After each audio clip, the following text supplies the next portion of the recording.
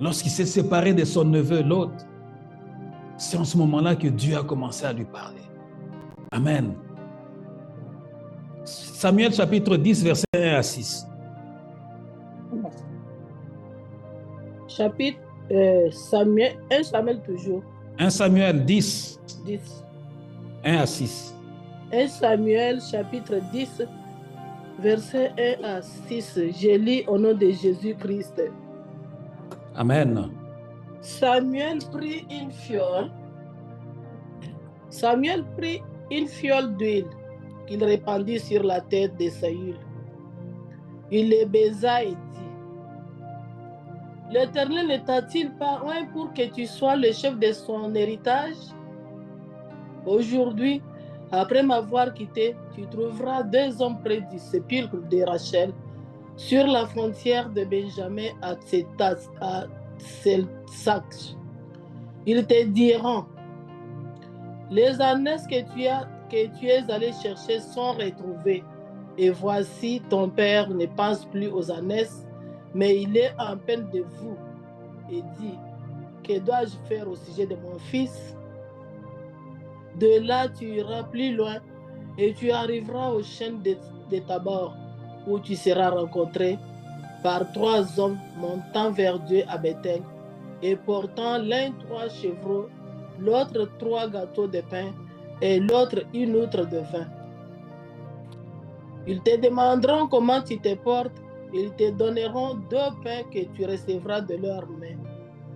Après cela, tu arriveras à Gibea Elohim, où se trouve une garnison de Philistins. En entrant dans la ville, tu rencontreras une troupe de prophètes descendant du haut lieu, précédés du luth, du tambourin, de la flûte et de la harpe, et prophétiseront eux-mêmes. L'Esprit de Dieu te saisira. Tu prophétiseras avec eux, et tu seras changé en un autre homme.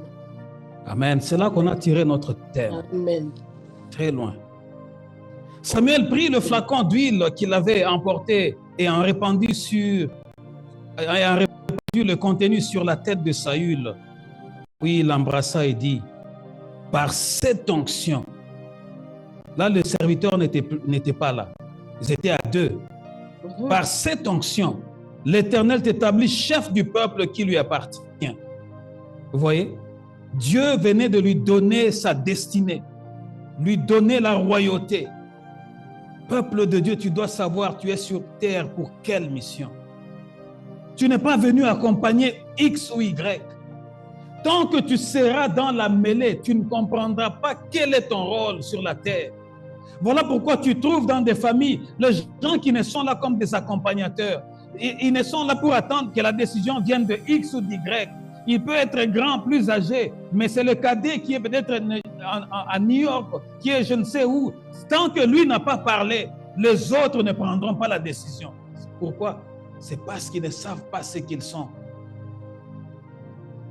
Par cette onction, l'Éternel t'établit chef du peuple qui lui appartient. C'est toi qui le gouverneras. Tu le sauveras des ennemis qui l'entourent.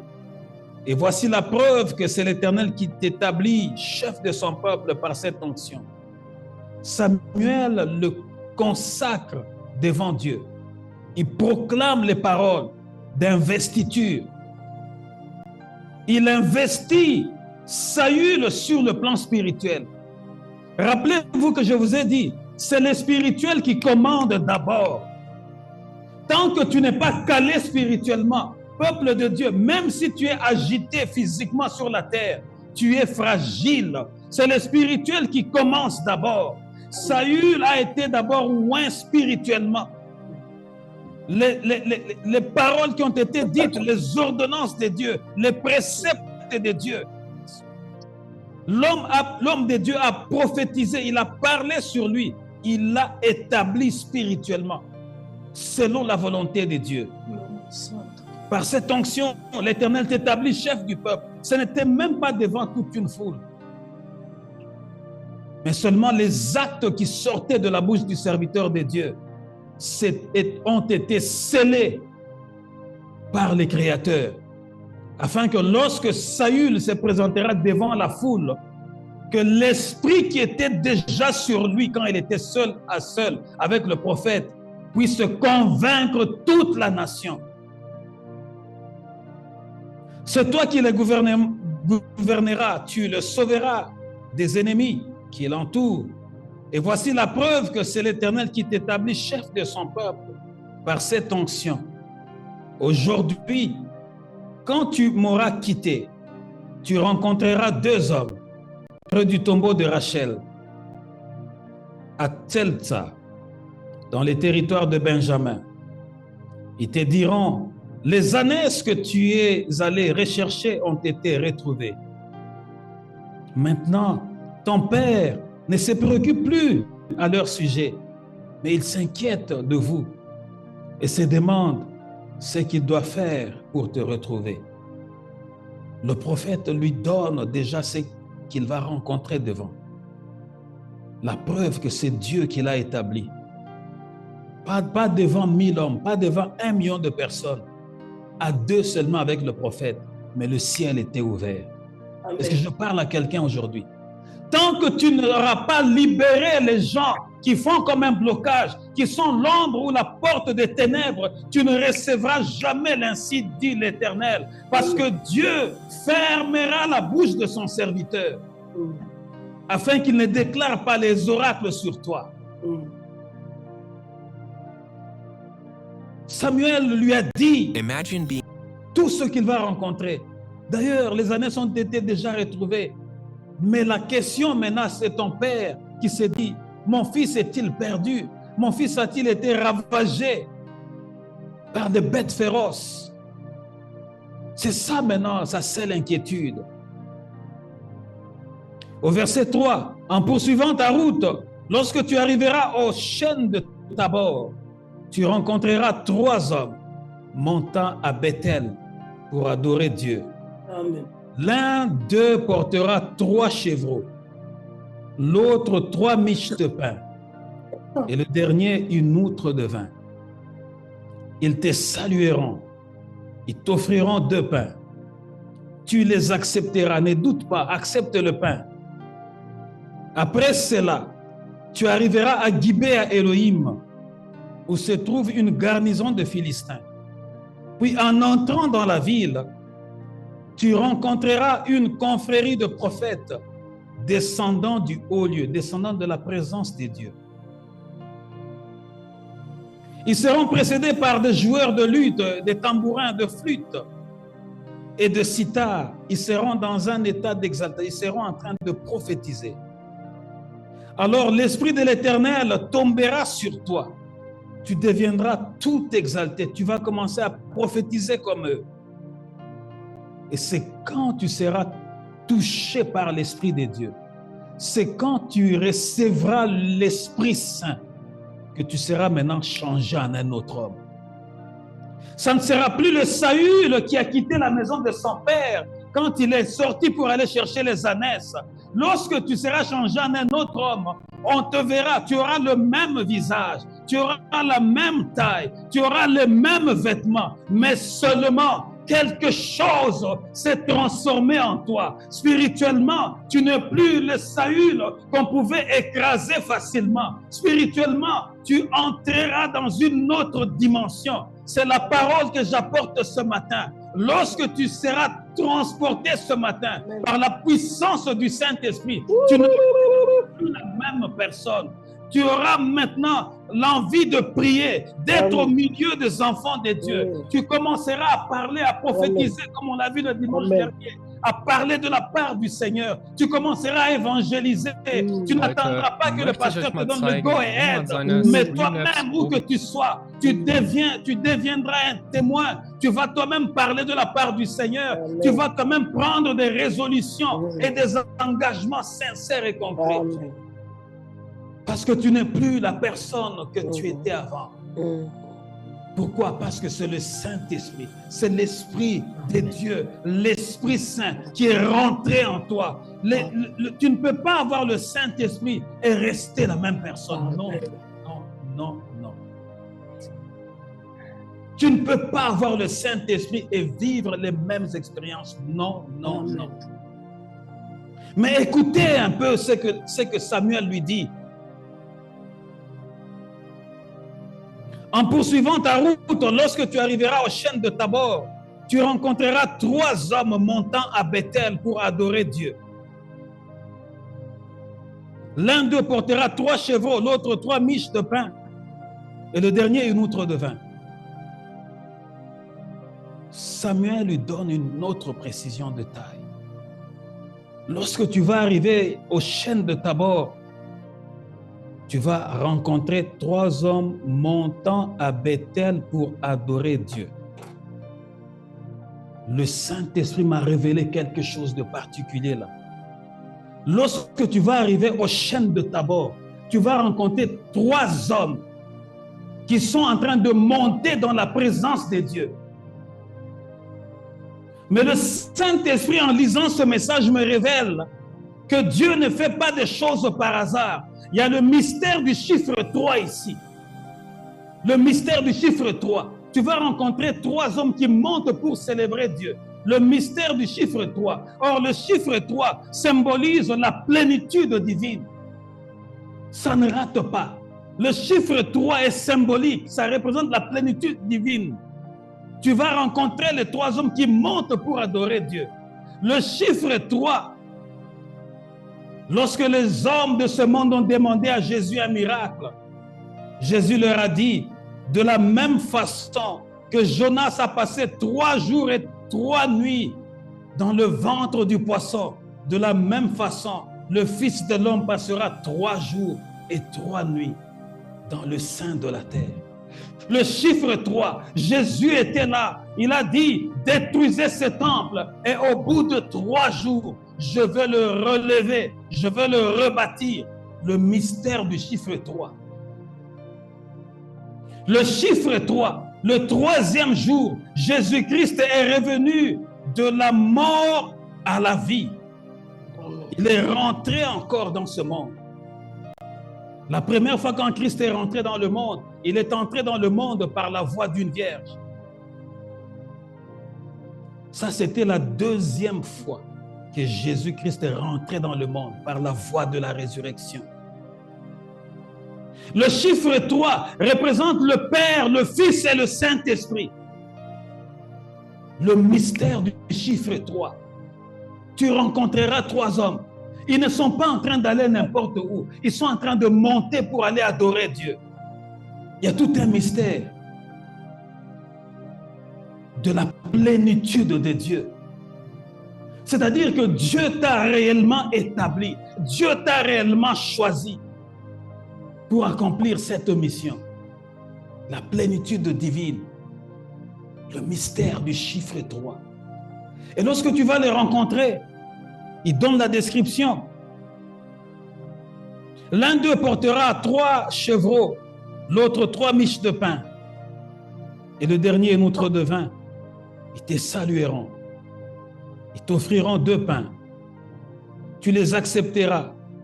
Après cela, tu arriveras à Gubea Elohim, où se trouve une garnison de Philistins. Puis en entrant dans la ville, tu rencontreras une garnison de prophètes descendant du haut lieu. Tu vois que tous ces hommes, toutes ces rencontres, les 3 hommes étaient en train de monter pour adorer Dieu. La garnison de prophètes venait d'adorer Dieu. Et l'esprit qui était en eux. Il dit, lorsque seulement tu vas rencontrer ces hommes, cette garnison de prophètes, cette confrérie de prophètes, qui sont en train de prophétiser, l'esprit qui est en eux tombera aussi sur toi. L'esprit qui est en eux, l'esprit de Dieu qui est en eux, va aussi t'envahir. Et lorsque l'esprit de Dieu qui est en eux, l'Esprit Saint qui est en eux, va tomber sur toi, tu deviendras comme eux. En ce moment-là, l'Esprit Saint te donnera les mêmes capacités. Tu vas commencer à parler de la part de l'Éternel. Tu vas commencer à adorer Dieu.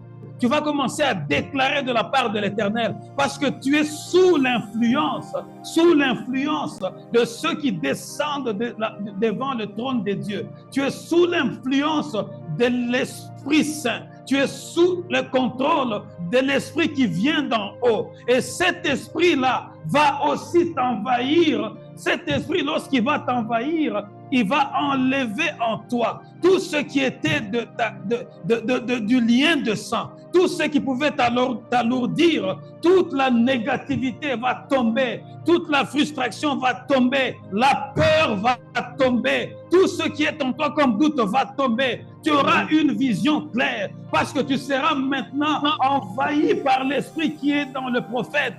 Tu deviendras comme eux. À partir de ce moment-là, tu seras transformé en un autre homme. Ça ne sera plus le Saül qu'on avait vu comme un simple berger, mais ça sera un Saül oint par l'Éternel pour accomplir la mission. Tu seras revêtu, Saül.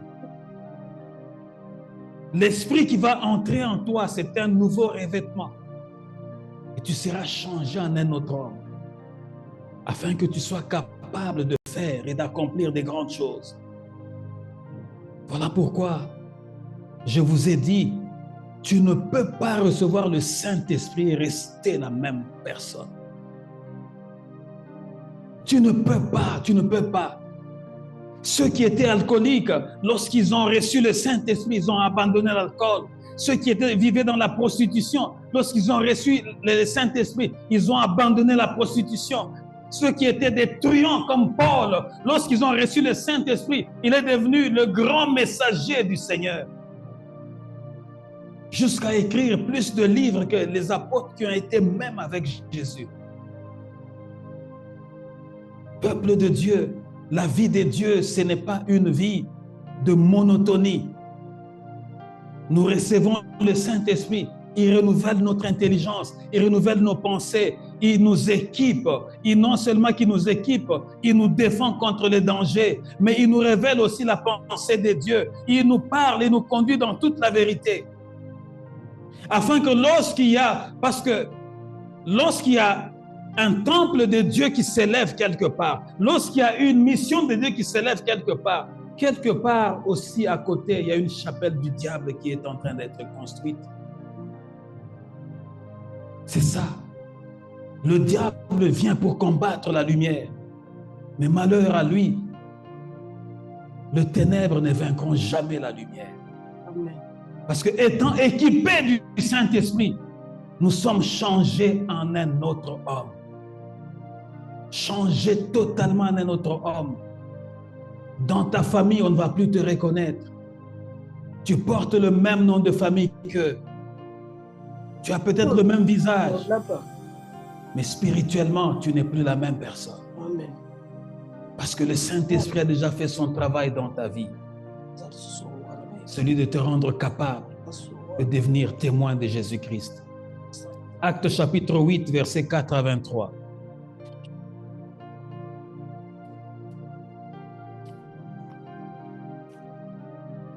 Actes chapitre 8. Actes chapitre 8, versets 9 à 23. Versets 4 à 23. Versets 4 à 23. J'ai lu au nom de Jésus-Christ. Amen. Ceux qui avaient été dispersés allaient de lieu en lieu, annonçant la bonne nouvelle de la parole. Philippe, étant descendu dans une ville de la Samarie, y prêcha le Christ. Les foules tout entières étaient attentives à ce que disait Philippe lorsqu'elles apprirent et virent les miracles qu'il faisait. Car des esprits impurs sortirent de plusieurs démoniaques en poussant de grands cris, et beaucoup de paralytiques et de boiteux furent guéris.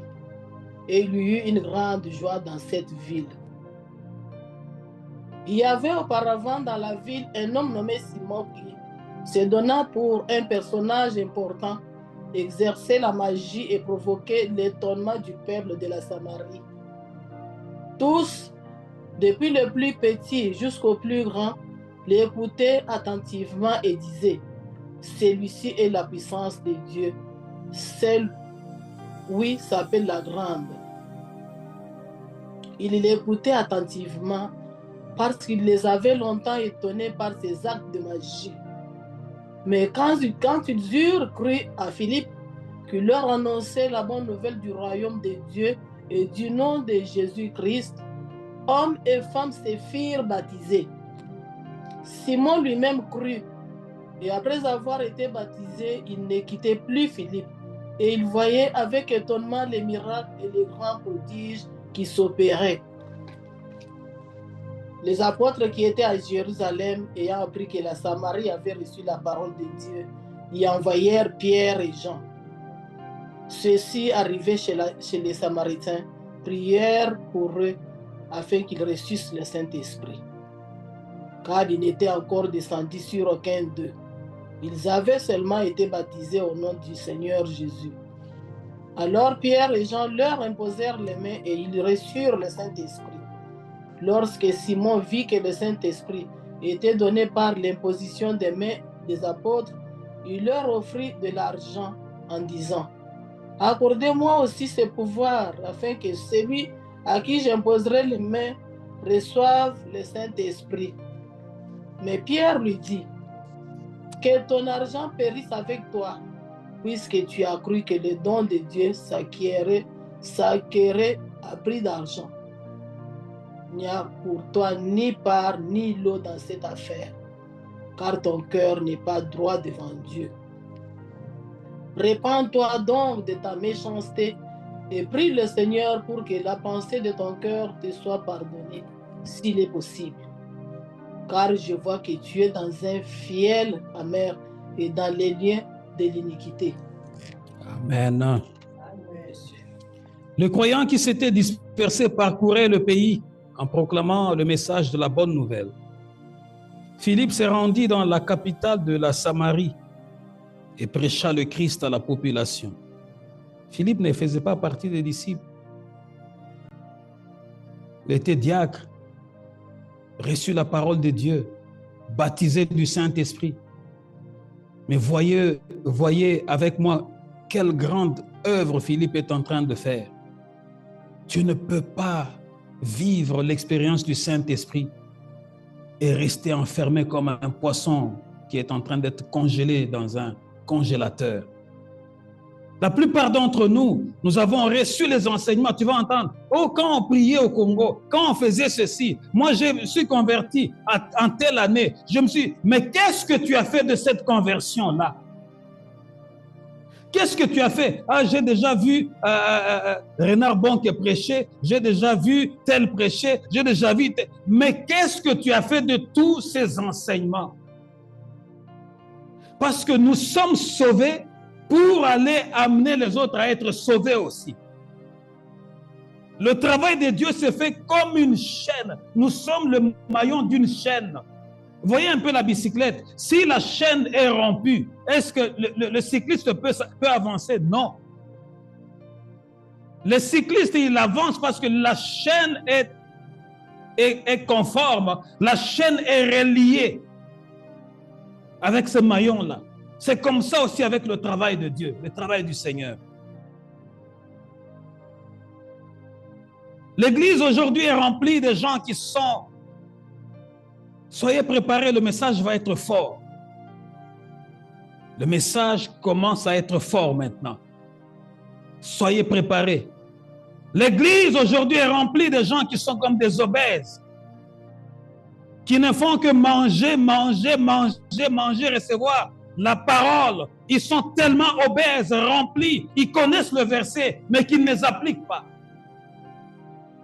Ils connaissent le verset, mais ils ne vivent pas cette expérience-là de la Pentecôte. Ils n'appliquent pas ce verset-là.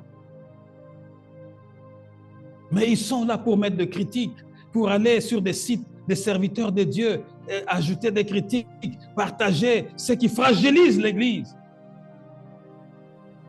Le croyant qui s'était dispersé parcourait le pays en proclamant le message de la bonne nouvelle. Philippe se rendit dans la capitale de la Samarie et prêcha le Christ à la population. Elle se montra tout entière, très attentive à ses paroles, en entendant et en le voyant et en voyant les signes miraculeux qu'il accomplissait. Philippe n'avait pas eu l'autorisation pour aller faire ce qu'il a fait, mais étant rempli du Saint-Esprit. Pourquoi? Christ avait déjà préparé les apôtres que vous serez persécutés. Mais gardez courage, prenez courage parce que j'ai vaincu ce monde. Vous le vaincrez aussi. Tous ceux qui s'adonnent à la parole du Seigneur, depuis ce temps-là jusqu'à nos jours, tous ceux qui sont enfants de Dieu, nés de nouveau, et que le Seigneur veut utiliser comme des lumières qui éclairent leur région, qui éclairent leur quartier, ont toujours été persécutés. Le Seigneur nous avait déjà prévenus.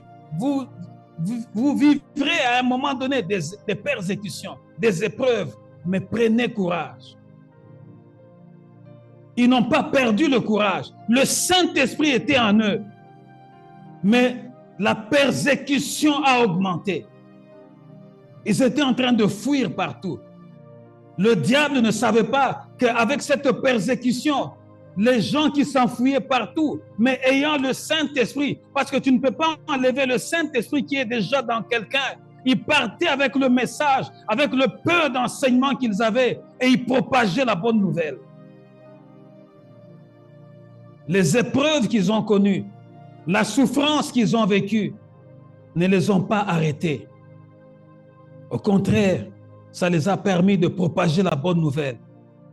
Comme Jésus avait dit au premier texte que nous avons lu, vous recevrez sa puissance et vous deviendrez mes témoins. À la Jérusalem, en Judée, jusqu'aux confins de la terre. C'est-à-dire, Jésus disait, lorsque vous recevrez sa puissance, vous serez transformés. C'est en ce moment-là, vous serez changé en un autre homme et vous commencerez la mission. Au milieu de cette souffrance, ils ont commencé la mission, sans savoir comment les choses allaient aboutir. Mais ils ont seulement dit, oui Seigneur, nous partons avec le peu que nous avons, mais nous savons que le Saint-Esprit lui-même va continuer à nous équiper jour après jour. Et les gens étaient attentifs au message de Philippe et ils voyaient tout le miracle qu'il accomplissait au travers du Saint-Esprit, bien sûr. En effet, beaucoup de personnes qui avaient des démons en elles en furent délivrées. Ils sortaient d'elles en poussant de grands cris. Et de nombreux paralysés et des infirmes furent guéris. Aussitôt, toute la ville était-elle dans une grande joie. J'aimerais dire à quelqu'un, je prends un peu une pause là. J'aimerais dire à quelqu'un que le miracle ne sauve pas. Le miracle ne sauve pas. Les signes et les miracles, Jésus nous a dit, il a donné la promesse aux disciples, voici les miracles qui vous accompagneront. Ce sont des faits normaux que nous vivons en tant qu'enfants de Dieu. Les miracles vont toujours nous accompagner. Les signes vont toujours nous accompagner tant que nous serons obéissants à la volonté de Dieu. Et tant que nous serons soumis à cette volonté, comme étant des enfants de Dieu nés de nouveau et renouvelés par notre intelligence, par le Saint-Esprit. Le miracle nous suivront, les signes nous suivront. Aucun miracle ne transforme l'homme. Je peux vous en donner la preuve. La Bible dit ceci, Jésus partait de lieu en lieu. Il guérissait les malades. Il faisait du bien à tout le monde.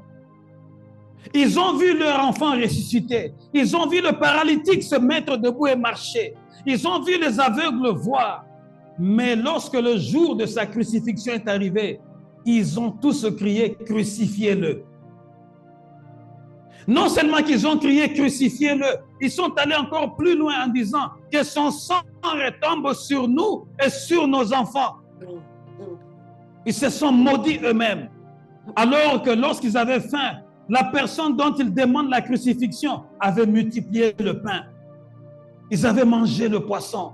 Ils l'ont acclamé et ils ont dit, un grand prophète est paru parmi nous. Mais lorsque le temps de l'accomplissement de la parole de Dieu est arrivé, les gens qui ont vécu les miracles, les gens qui ont vécu des signes extraordinaires, ils ont fermé leur cœur. C'est la parole que je t'apporte ce matin. Peut-être que tu viens ici en tâtonnant, en cherchant un miracle. Oui, ton miracle, tu l'auras. Tu auras tes papiers que tu cherches. Tu auras le mariage que tu cherches. Tu auras le travail que tu cherches. Mais le miracle ne sauve pas. Celui qui sauve, c'est Jésus-Christ. Et c'est le Saint-Esprit qui vient convaincre notre cœur. Amen. Tu peux venir au milieu de nous sans conviction. Mais le Saint-Esprit, lorsqu'il vient, voilà pourquoi Christ a dit, il est avantageux que je m'en aille et que je l'envoie vers vous.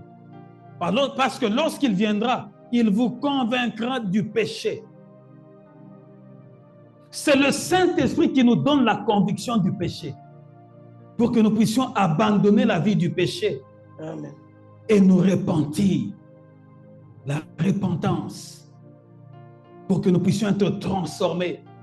Chercher l'enseignement, un peu comme l'eunuque éthiopien qui a encore rencontré Philippe.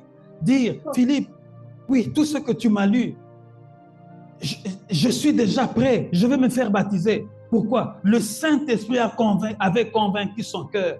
L'eunuque éthiopien n'était pas n'importe qui. C'est quelqu'un qui était avec la reine.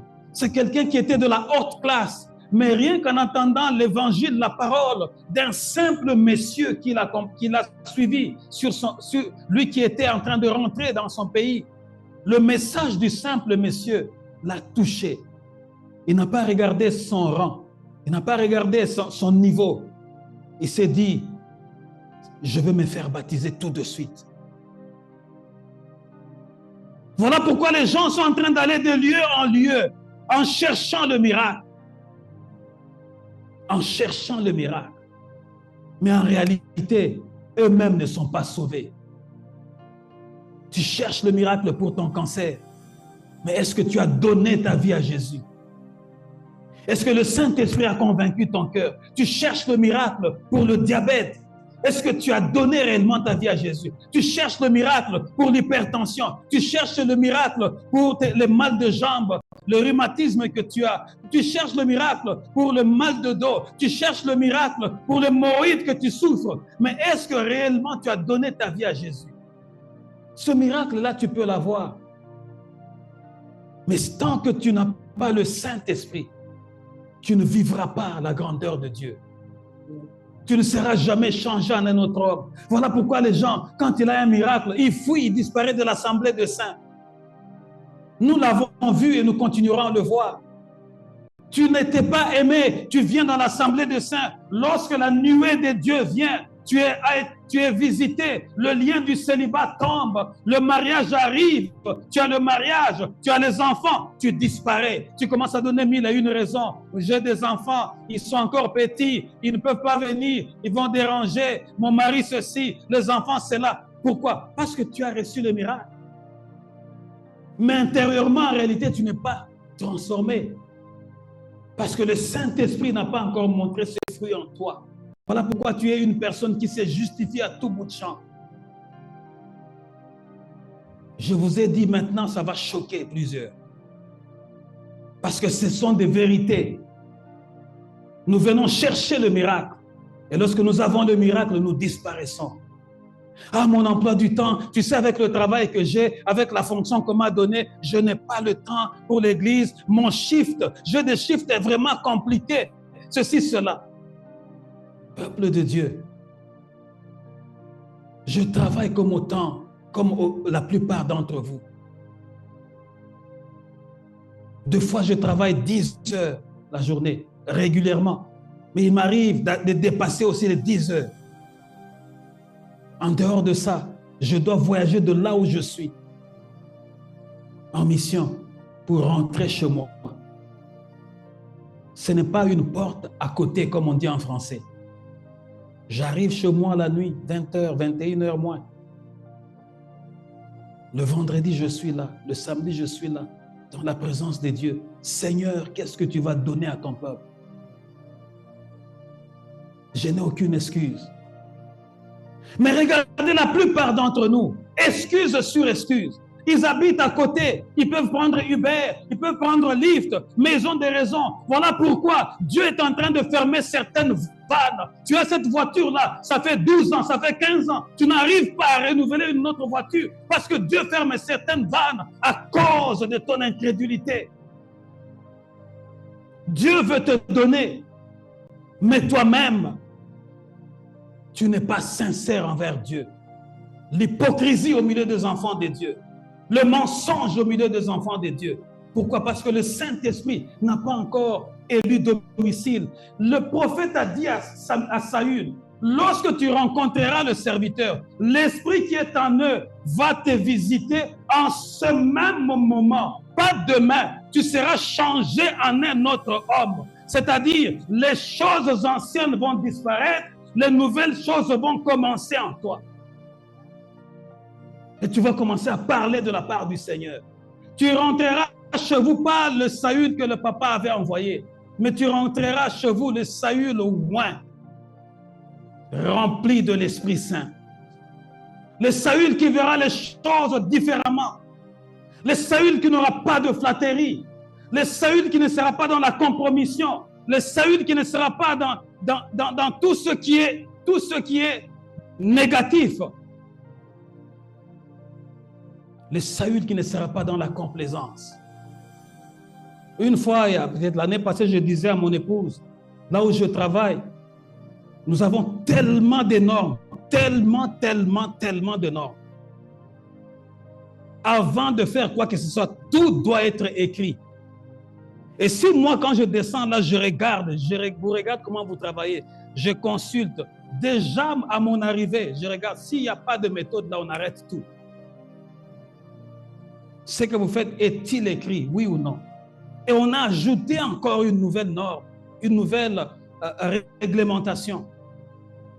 La complaisance. La complaisance. L'année dernière est entrée. Ne soyez pas complaisants. Lorsque vous descendez sur terrain, quand ce n'est pas ça, arrêtez. Ne soyez jamais complaisants. Mais nous vivons au milieu de gens qui sont dans la complaisance. Un pied dedans, un pied dehors. Des caméléons, des hypocrites. Pourquoi? Parce qu'ils n'ont pas encore expérimenté le Saint-Esprit. De leur bouche, ils te disent autre chose. Ils te bénissent, mais leur cœur est en train de te maudire en même temps. Les chrétiens que nous avons aujourd'hui dans nos églises. Or, depuis quelque temps, un homme nommé Simon s'était établi dans la ville et y exerçait la magie. Il émerveillait le peuple de Samarie et prétendait être un grand personnage. Toute la population du plus petit jusqu'au plus grand lui accordait donc une grande attention. Cet homme, disait-il, est la puissance même de Dieu, celle qu'on appelle la grande puissance. Dans la même ville de Samarie où Philippe est arrivé, il y avait un certain magicien surnommé Simon. Il faisait beaucoup de miracles, un peu comme les hommes d'aujourd'hui, ils aiment les miracles. Ils aiment être étonnés. Quand ils sont dans la foule, quand ils vont à l'église, ils veulent être étonnés.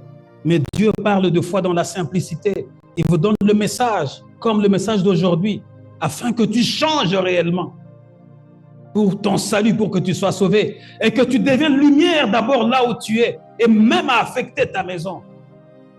Cet homme faisait beaucoup de miracles, mais c'était des miracles trafiqués. Ça ne date pas d'aujourd'hui.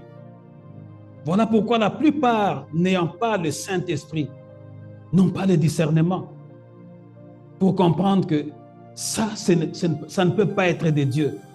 Tu vas aller tomber, on va te donner un miracle, un enfant que tu cherches, mais on va le tirer des eaux. C'est un enfant, un esprit des eaux qu'on va mettre dans ton ventre. Tu vas avoir cet enfant pour souffrir toute ta vie. Tu vas voir un miracle. Ah non, ma jambe a été redressée. Mais tu ne sais pas combien ces magiciens-là ont retiré dans ta vie. Tu auras tes deux jambes, mais il y aura plusieurs portes qui vont commencer à se fermer les unes après les autres. Toute la population du plus petit jusqu'au plus grand lui accordait donc une grande attention. Cet homme, disait-il, est la puissance même de Dieu, celle qu'on appelle la grande puissance. Les gens l'ont vanté, comme un peu aujourd'hui, les gens aiment vanter les serviteurs, et le vrai et le mauvais.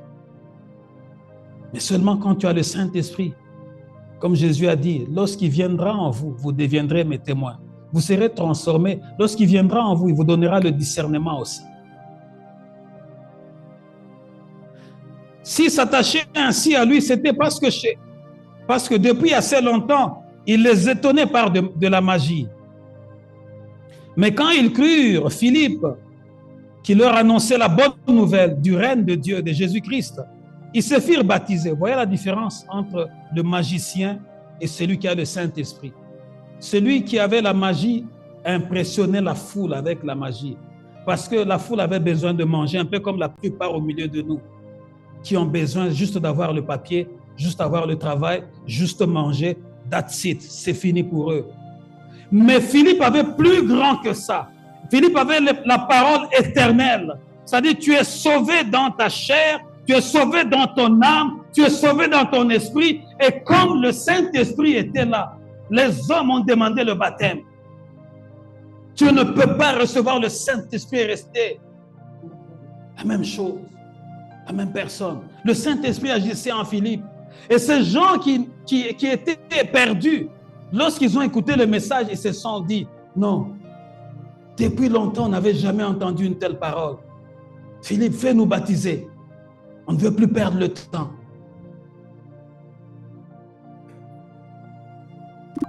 La Bible dit au verset 13, Simon lui-même crut et fut baptisé. Même le magicien a abandonné. Il a un peu mis à côté sa boutique. Dès lors, il ne quittait plus Philippe, émerveillé par le signe miraculeux et les prodiges extraordinaires qui s'accomplissaient sous ses yeux. Verset 14. Quand les apôtres restés à Jérusalem apprirent que les Samaritains avaient accepté la parole de Dieu, ils déléguèrent auprès d'eux Pierre et Jean.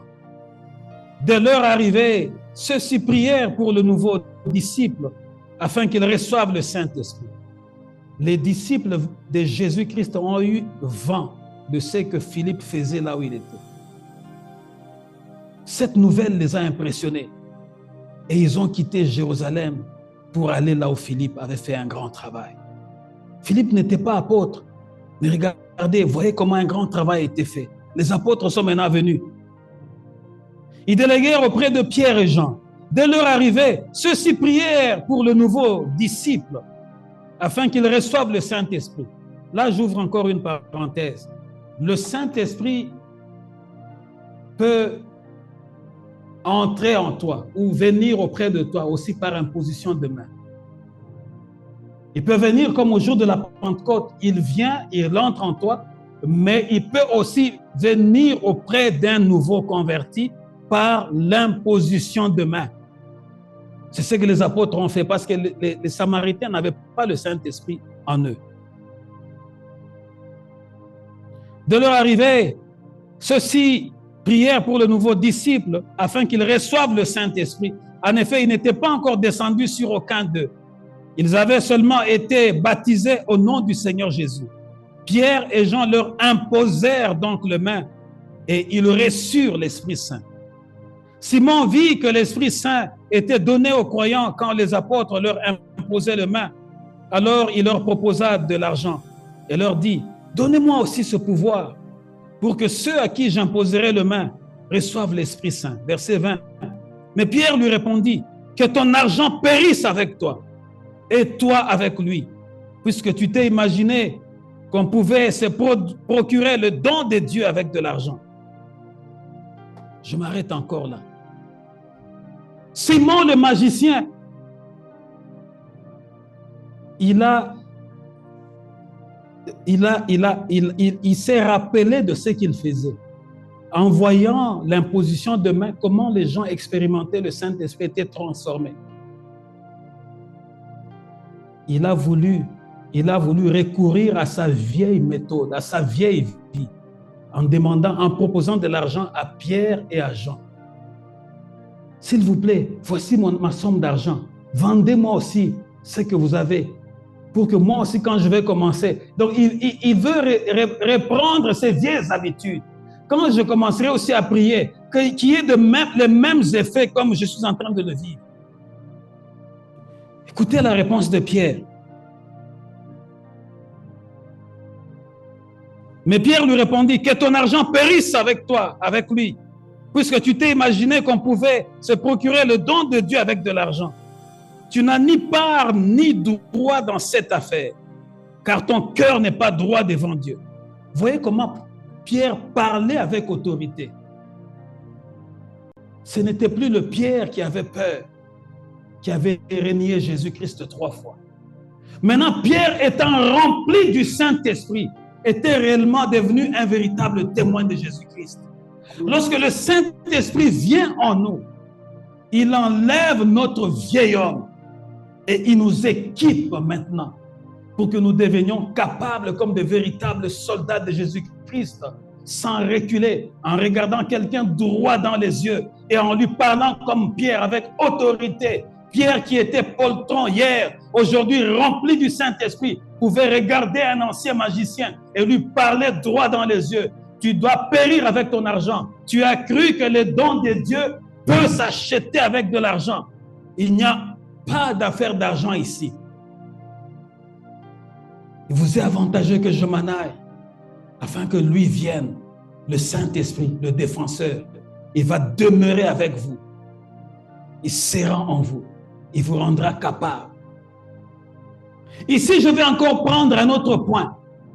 Aujourd'hui, nous voyons les gens qui se disent chrétiens, entre guillemets, mais qui pensent, je vais prendre un exemple juste en passant comme ça. L'année dernière, il y a un frère dans le Seigneur, un évangéliste connu, que la plupart connaissent d'ailleurs, qui vient du Burundi, qui était venu à Ottawa. Il a exercé au Centre Bell à Kanata. Il y avait une grande rencontre. Les billets ont été vendus. Pour ceux qui ont l'idée, ceux qui partent à Tanger, ils voient un grand stade à côté comme ça. C'est là qu'il avait exercé. Ceux qui partent acheter les habits à Kanata, à Tanger. Le ministre de Dieu était venu, venant de Burundi. Les billets ont été vendus pour entrer dans ce stade-là. Il y a des gens au milieu de nous qui ont acheté le billet. Pourquoi? Parce qu'ils se sont dit en eux-mêmes, si j'achète le billet et que je parte voir cet évangéliste-là, j'aurai la guérison de ma maladie. Si j'achète le billet, je pars dans cette rencontre-là, je vivrai ceci, je vivrai cela. Ça ne s'achète pas le miracle. C'est cette manière de vivre. Si on vous demande, soutenez l'œuvre de Dieu qui est ici, vous ne le ferez pas. Mais l'évangéliste est venu de Burundi. Les gens ont payé le billet juste pour avoir un siège dans le stade, pensant qu'avec l'argent du billet qu'ils ont acheté, lorsque l'évangéliste va commencer à prier, la guérison viendra en eux. Malheur à vous. L'évangéliste est parti. Mais la plupart sont restés avec leurs infirmités. Pourquoi? On ne peut pas se moquer de Dieu. C'est que l'homme sème, il le moissonne. Si ton cœur n'est pas sincère, penses-tu que même si tu achètes le billet pour le siège de $1000 ou de 500 ou de $100, que les $100 que tu as acheté pour droit d'entrée là, va te donner la guérison? Parce que ton cœur n'est pas sincère. Ton cœur n'est pas transformé. Tu commences à chercher le miracle comme quelqu'un qui chercherait l'aiguille dans une botte de foin, comme on dit en français. Tu commences à chercher le miracle avec une torche. Tu es prêt à aller partout, même à donner, même à s'aimer. Mais ici, où tu vois qu'il n'y a presque rien qui a commencé, tu es incapable de soutenir l'œuvre de Dieu. Parce que tu penses que là, si tu sèmes, tu auras ta guérison, ta maison sera transformée, tes affaires vont exploser. Malheur à vous. Aussi longtemps que ton cœur n'est pas sincère, aussi longtemps que tu n'es pas changé en un autre homme, même le billet que tu payes là, même le voyage que tu fais pour aller suivre ces évangélistes-là, tu perdras d'argent. Un peu comme la femme qui avait la perte de sang. Jusqu'à ce que tu rencontres l'évangile vrai. et que tu sois sauvé. Les gens sont prêts à tout aujourd'hui, à suivre, à voyager, à aller loin. Parce qu'il y a un rassemblement, il y aura ceci, il y aura cela. Elle a vu la publicité, elle est prête à voyager, il est prêt à voyager pour ces rassemblements-là. Parce que dans son cœur, il sait que quand j'irai dans ces grands rassemblements-là, je vivrai un miracle. Tu n'es pas sincère envers toi-même et tu n'es pas sincère envers le Saint-Esprit. Parce qu'on ne trompe pas le Saint-Esprit. Et les gens, même lorsqu'ils vont, en achetant ce billet de droit d'entrée là, il part parce qu'il a acheté sa place où il va s'asseoir, où elle va s'asseoir. Mais est-ce que réellement dans son cœur, il a ou elle a la considération envers l'instrument que Dieu va utiliser? La plupart des fois, non. Tu es là parce que tu as payé sur ton argent. Mais la personne qui va juste prononcer une parole, tu n'as peut-être pas de considération envers elle.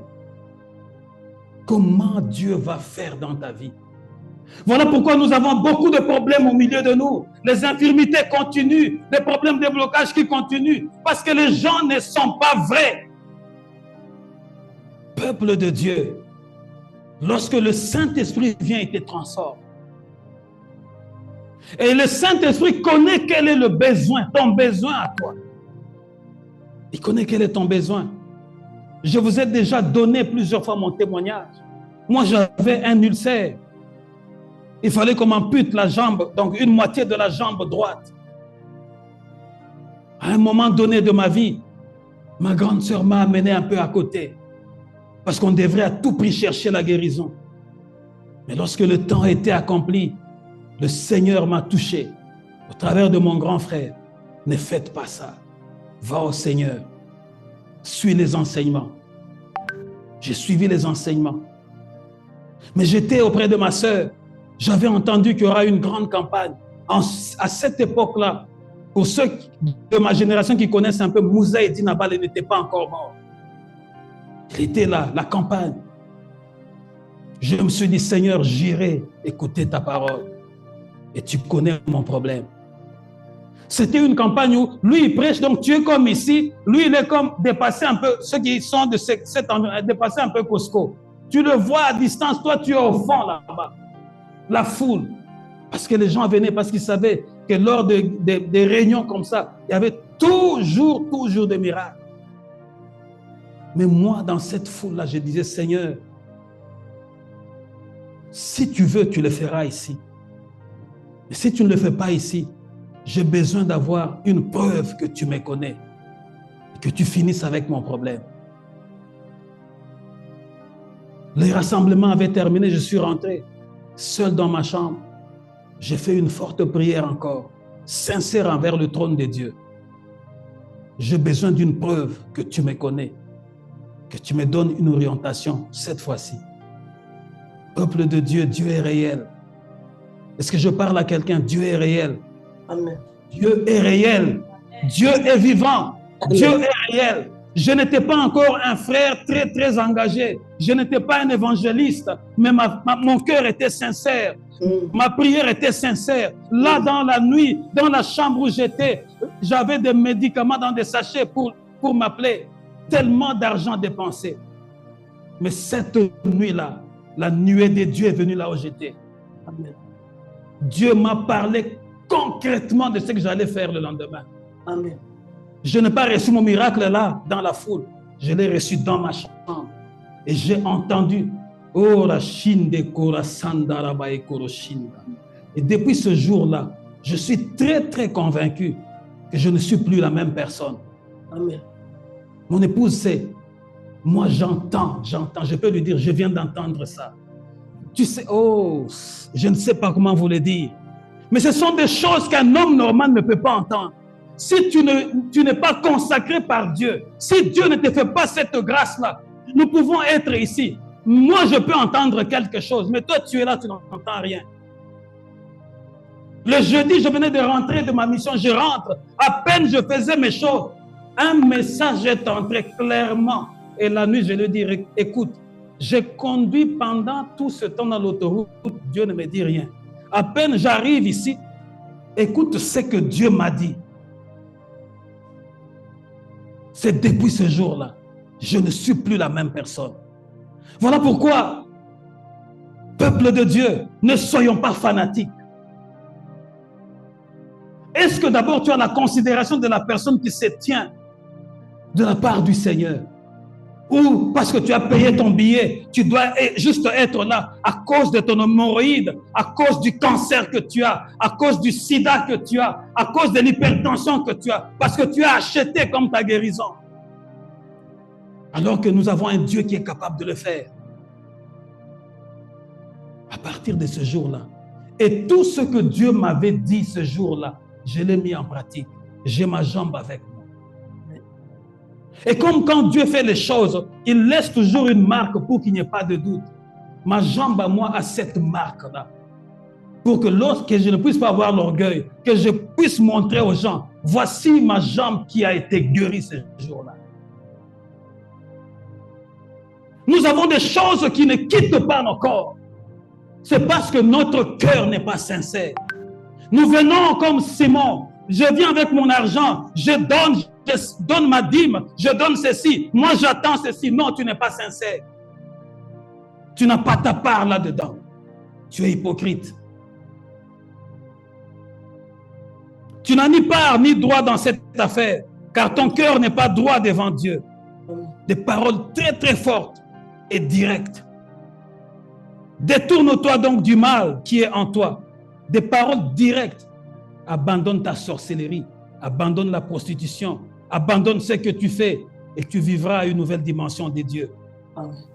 Détourne-toi donc du mal qui est en toi et demande au Seigneur de te pardonner maintenant, s'il est possible d'avoir eu de telles intentions dans ton cœur. Peuple de Dieu, nous ne vivons pas tous la même chose à cause de nos cœurs. Nous venons, mais avec des cœurs partagés. Nous ne venons pas comme les chrétiens du 1er siècle de l'église primitive. Je pars prier. Tu viens vraiment avec la joie de dire, Dieu, aujourd'hui tu peux le faire. Mais même si tu ne le fais pas, demain encore je serai là. Mais aujourd'hui il y a des gens qui viennent dans la timidité. Ah, je pensais que Dieu allait faire, mais il ne le fait pas. Dieu, il sonde nos cœurs. Il connaît nos cœurs. Il sonde le rein. Tu ne reçois pas ton miracle parce que ton cœur n'est pas sincère. Tu viens juste pour chercher le miracle, un peu comme Simon. Car à ce que je vois, tu es rempli d'amertume et de méchanceté et tu es captif du mal. C'est là qu'on arrête notre message. Pendant que Pierre regardait Simon, il dit, ton cœur est rempli d'amertume et tu es quelqu'un qui fait du mal. À ce que je vois, tu es rempli d'amertume et de méchanceté et tu es captif du mal. Tu as un mauvais cœur, un peu comme la plupart qui sont avec nous dans cette communauté. Il y a des gens qui ont des mauvais cœurs, qui ne veulent pas voir les autres réussir, qui veulent qu'on puisse les acclamer. Mais lorsque ça commence à rayonner chez quelqu'un d'autre, il ferme son cœur. Cessez de vivre une telle vie d'hypocrisie. Nous sommes au temps de la fin où nous devons parler comme Pierre avec autorité. Regardez les gens en face et leur dire qu'ils sont hypocrites. Ils sont hypocrites. Nous avons plein d'hypocrites au milieu de nous. Plein. Que ce soit dans nos propres familles, que ce soit à l'extérieur. Mais qui sont prêts à critiquer. Peuple de Dieu, craignez le Saint-Esprit. Non seulement qui défend notre cause, mais il nous donne aussi une attitude envers les hypocrites. Comme Pierre, à leur parler avec autorité. Qu'ils abandonnent parce qu'ils sont en train d'adorer le faux Dieu. Ils adorent les idoles. Tenons-nous dans la prière, debout dans la prière.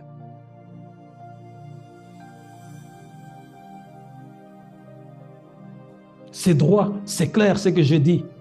Un jour, je me rappelle, Jésus aussi a dit, si vous ne mangez de ma chair, si vous ne buvez pas mon sang, vous ne serez sauvés. Quand Jésus a seulement prononcé ça, la plupart de ses disciples l'ont quitté. Ils ont dit non, ça commence à pousser plus loin ça. Nous l'avons suivi, il nous a parlé, mais il commence à nous dire de manger sa chair qui est sa nourriture, de boire son sang. ça commence à aller plus vite. La Bible dit, ces jours-là, la plupart l'ont quitté. Il n'y a que 12 qui ont resté. C'est à partir de ces 12 que nous tous nous sommes impactés.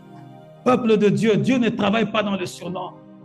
Dieu travaille avec le moindre, mais qui donne réellement leur cœur à lui. Je suis très, très convaincu que ce que le Saint-Esprit est en train de faire ici, il y a une flamme qui va jaillir dans cette ville. Il y aura des femmes et des enfants et des jeunes de foi qui vont venir. Nous ne savons pas quand et comment, mais l'évangile vrai sera prêché au travers de cette église. Et ça deviendra une référence. Lorsqu'on citera le nom du pasteur Guilain, on dira que c'est un homme vrai. Ce n'est pas un hypocrite, c'est un homme sincère. C'est un homme qui te parle en te regardant dans les yeux, sans te flatter, parce qu'il ne va pas vivre de ton argent, mais il vit de celui qui l'a appelé. Amen. Beaucoup n'ont pas digéré, ils ont quitté Jésus. Je suis très sûr qu'à partir de ce message d'aujourd'hui, beaucoup qui achètent leur place dans des stades vont quitter. Ils ne vont pas venir parce qu'ils vont se sentir touchés. Mais confesse aujourd'hui, comme Pierre a dit à Simon, et abandonne, sois vrai. Ton miracle que tu cherches en allant de gauche à droite, tu le recevras dans la douceur. Commence à prier, commence à prier, commence à prier, commence à prier. Élève ta voix, élève ta voix. Là où tu dois te repentir, repens-toi. Repens-toi dans le vrai. Repens-toi dans le vrai. Parce que le Saint-Esprit, lorsqu'il vient en toi, il te change, il te change, il te change, il te change, il te change.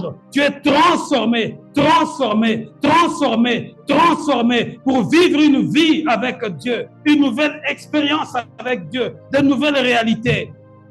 Je sais que ton mari va commencer à te compliquer. Les signes commenceront aujourd'hui. À partir de ce culte, ton mari va commencer à te compliquer. Ta femme va commencer à te compliquer. Tu vas rencontrer des barrières. Mais que ces barrières-là n'éteignent pas la flamme du Saint-Esprit en toi. Lève-toi encore. Lève-toi encore. Plus les disciples étaient persécutés, plus ils partaient très loin pour amener la parole de Dieu. Plus nous sommes haïs, plus nous sommes persécutés, plus le Saint-Esprit nous donne la foi, il nous donne la force, il nous donne la fermeté, il nous donne la conviction de marcher, de marcher, de marcher, de marcher, de marcher, tête haute, parce que le Saint-Esprit, lorsqu'il descend, il nous conduit dans la vérité. Le Saint-Esprit, lorsqu'il arrive, il brise le cœur de Pierre. Le Saint-Esprit, lorsqu'il descend, il relève celui qui était fatigué. Le Saint-Esprit, lorsqu'il arrive, il corrige là où il y avait des imperfections. Le Saint-Esprit, lorsqu'il arrive, il nous protège comme un bouclier, comme un paraclet. Le Saint-Esprit, lorsqu'il arrive, il nous aiguille comme une boussole, une véritable boussole. Il nous conduit dans toute la vérité. Il nous enseigne, il nous enseigne, il nous enseigne et il glorifie Jésus-Christ dans nos vies. Le Saint-Esprit. Tu ne peux pas recevoir le Saint-Esprit et rester la même personne. Même l'intensité de la prière va augmenter. Tu ne vas pas fuir les réunions. Tu ne seras pas conditionné par les hommes. Ton heure de prière, tu es capable de dire à ton ami, j'arrête ma conversation, je pars voir le Dieu, je pars consulter Dieu. À l'heure de la prière, tu dois être capable de dire, mon heure d'aller vers Dieu est arrivée. Tu dois être capable. Mais toi, lorsque tu as un verre de bière à côté, tu continues de boire jusqu'à ce que tu termines et tu viens à 30 minutes de la fin de la prière parce que tu n'es pas encore changé en un autre ordre.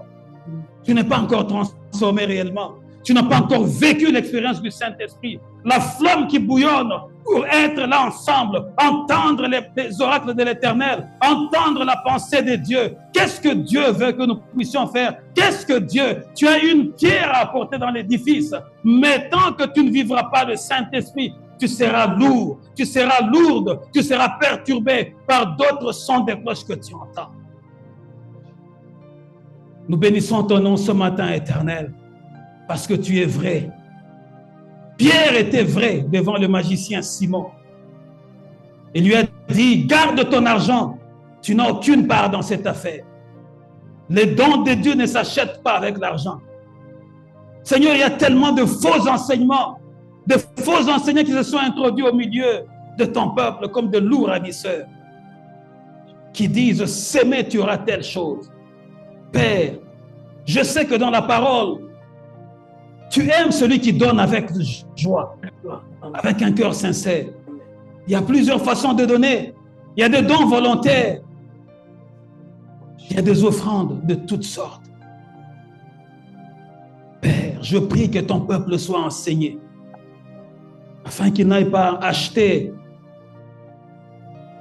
la place pour s'asseoir dans un stade, espérant en retour recevoir quelque chose.